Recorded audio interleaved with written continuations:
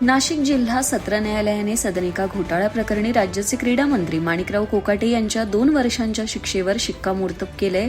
यामुळे कोकाटेंचे मंत्रीपद जाणार हे जवळपास निश्चित झालंय. आता माजी मंत्री धनंजय मुंडे यांचे नाव पुन्हा एकदा मंत्रिपदाच्या शर्यतीत आलंय. धनंजय मुंडे यांनी आज केंद्रीय गृहमंत्री अमित शहा यांची दिल्लीत जाऊन भेट घेतली आहे. कोकाटेंवर अटकेची टांगती तलवार असताना मुंडेंनी शहांची भेट घेतली. त्यामुळे कोकाटेंचे मंत्रिपद गेल्यास त्यांचे पद मुंडेंकडे सोपवण्यात येईल अशी चर्चा आता राजकीय वर्तुळात रंगली आहे. राज्याचे क्रीडा मंत्री माणिकराव कोकाटे यांच्या विरोधात नाशिक जिल्हा न्यायालयाने अटक वॉरंट जारी केल्याने राज्याच्या राजकारणात मोठी खळबळ उडाली आहे. सदनिका घोटाळा प्रकरणात कनिष्ठ न्यायालयाने सुनावलेली 2 वर्षांची शिक्षा सत्र न्यायालयाने कायम ठेवल्यानंतर हा महत्त्वपूर्ण टप्पा समोर आलाय. याच प्रकरणातील याचिकाकर्त्या अंजली दिघोळ राठोड यांनी कोकाटेंविरोधात अटक वॉरंट काढण्याची मागणी करत न्यायालयात अर्ज दाखल केला होता. या अर्जावर झालेल्या सुनावणीनंतर न्यायालयाने कोकाटेंविरोधात अटक वॉरंट जारी करत पोलिसांना कारवाईचे निर्देश दिलेत. या निर्णयामुळे राष्ट्रवादी काँग्रेससाठी हा मोठा धक्का मानला जात असून आता पक्षप्रमुख अजित पवार काय भूमिका घेणार याकडे सर्वांचं लक्ष लागलंय. मस्साजोग गावचे सरपंच संतोष देशमुख यांच्या हत्येप्रकरणातील मुख्य आरोपी वाल्मिक कराडला मुंबई उच्च न्यायालयाच्या औरंगाबाद खंडपीठाकडून मोठा धक्का बसलाय. या प्रकरणात कराडने दाखल केलेला जामीन अर्ज न्यायालयाने फेटाळून लावला असून त्यामुळे तो पुढील काळासाठीही कोठडीतच राहणार आहे. या निकालामुळे संतोष देशमुख यांच्या कुटुंबियांना मोठा दिलासा मिळाला असून गावासह संपूर्ण परिसरात न्यायालयाच्या निर्णयाचं स्वागत होत आहे. या संवेदनशील प्रकरणाकडे राज्यभराचं लक्ष लागलं होतं आणि आजचा निकाल महत्त्वाचा मानला जातोय.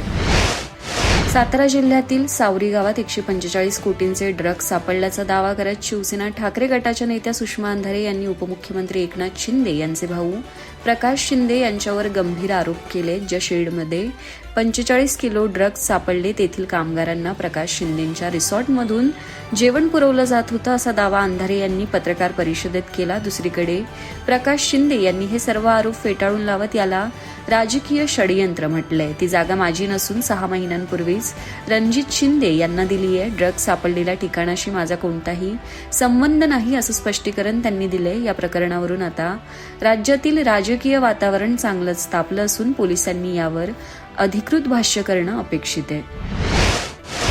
मुंबई महानगरपालिका निवडणुकीच्या पार्श्वभूमीवर उपमुख्यमंत्री अजित पवार यांनी भाजप आणि शिवसेनेचा विरोध डावलून मुंबईची जबाबदारी नवाब मलिक यांच्याकडेच कायम ठेवली आहे.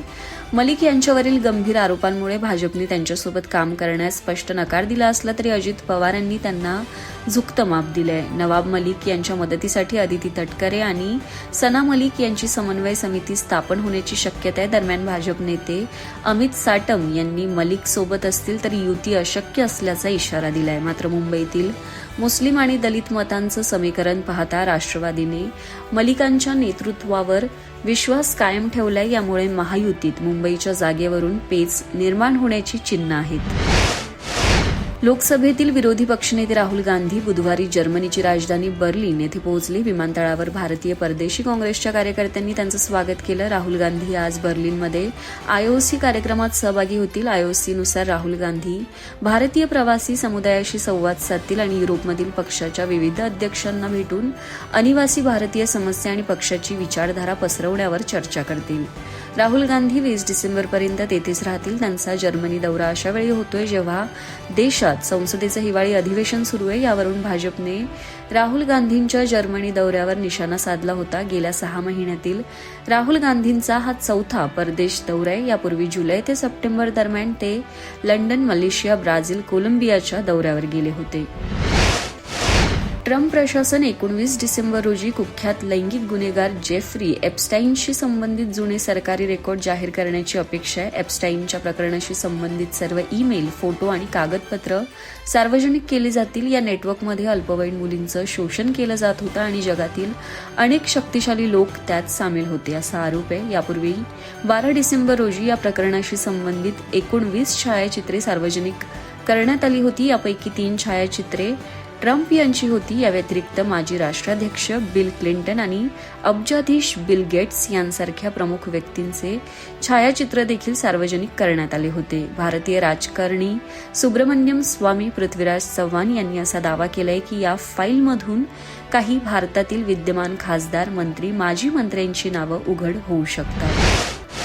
रिझर्व्ह बँक ऑफ इंडियाने नाशिकच्या निफाड येथील लोकनेते आर.डी. अप्पा क्षीरसागर सहकारी बँक लिमिटेडवर कडक निर्बंध लादले आहेत. बँकेची खालावलेली आर्थिक स्थिती पाहता 16 डिसेंबर 2025 पासून पुढील 6 महिन्यांसाठी ही कारवाई करण्यात आली आहे. या निर्बंधांनुसार आरबीआयच्या परवानगीशिवाय बँकेला नवीन कर्ज वाटप, गुंतवणूक किंवा ठेवी स्वीकारता येणार नाहीये. तसेच ठेवीदारांना सध्या त्यांच्या खात्यातून रक्कम काढता येणार नाहीये. मात्र कर्मचाऱ्यांचे पगार आणि भाड्यासारख्या अत्यावश्यक खर्चास मुभा देण्यात आली आहे. दरम्यान पात्र ठेवीदारांना DICGC कडून 5 लाख रुपयांपर्यंतच्या ठेवींचा विमा संरक्षण दावा करता येईल. बँकेचा परवाना रद्द झाला नसून परिस्थितीनुसार निर्बंधांचा आढावा घेतला जाईल असे आरबीआयने स्पष्ट केले. भारतीय फिरकीपटू वरुण चक्रवर्ती याने ICC T20 गोलंदाजी क्रमवारीत 818 रेटिंग पॉइंट्स मिळवून इतिहास रचलाय. त्याने जसप्रीत बुमराहचा 783 रेटिंगचा भारतीय विक्रम मोडला असून T20 इतिहासातील ऑल टाइम सर्वोत्तम रेटिंगच्या जागतिक टॉप 10 यादीत स्थान मिळवणारा तो पहिला भारतीय ठरलाय. दुसरीकडे फलंदाजी क्रमवारीत अभिषेक शर्मा 909 रेटिंगसह पहिल्या स्थानावर कायम आहे, तर तिलक वर्माने 4थ्या स्थानी झेप घेतली आहे. मात्र कर्णधार सूर्यकुमार यादव 10व्या क्रमांकावर घसरलाय. गोलंदाजीत अर्शदीप सिंग 16व्या स्थानावर पोहोचला असून अष्टपैलू क्रमवारीत शिवम दुबेने 16वं स्थान पटकावलंय. आदित्य थर दिग्दर्शित धुरंधर चित्रपट सध्या बॉक्स ऑफिसवर सुसाट असून प्रेक्षकांसह सेलिब्रिटींकडूनही यावर कौतुकाचा वर्षाव होतोय. नुकताच अभिनेत्री प्रीती झिंटाने हा चित्रपट पाहिला असून सोशल मीडियावर आपली प्रतिक्रिया दिली आहे. प्रीती म्हणाली की अनेक दिवसांनंतर मी थिएटरमध्ये हाऊसफुल शोचा आनंद घेतला. 3.5 तासांचा हा चित्रपट कधी संपला कळलंच नाही. तिने रणवीर सिंग, अक्षय खन्ना आणि संजय दत्त यांच्यासह सर्व कलाकारांच्या अभिनयाचं भरभरून कौतुक केलं. या चित्रपटाला तिने देशरक्षकांसाठीचे प्रेमपत्र असं संबोधलंय. 5 डिसेंबरला प्रदर्शित झालेल्या या चित्रपटाने आत्तापर्यंत कोट्यावधींची कमाई केली असून प्रेक्षकांचा उदंड प्रतिसाद या चित्रपटाला मिळतोय.